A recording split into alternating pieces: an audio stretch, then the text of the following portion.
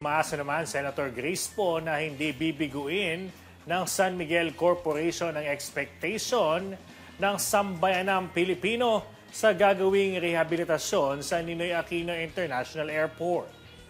Ito'y matapos inanunsyo ni Transportation Secretary Jaime Bautista na ang SMC ang nakasungkit ng bidding contract para sa NAIA Rehab.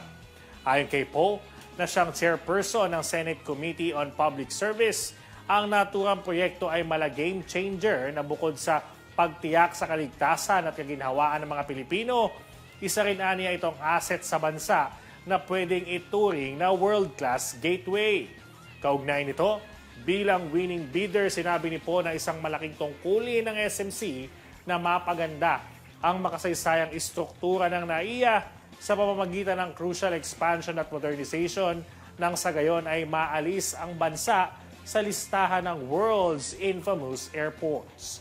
Tiwala naman ang senadora sa Department of Transportation na maipagtutulay ang efficiency and transparency sa naturang proyekto.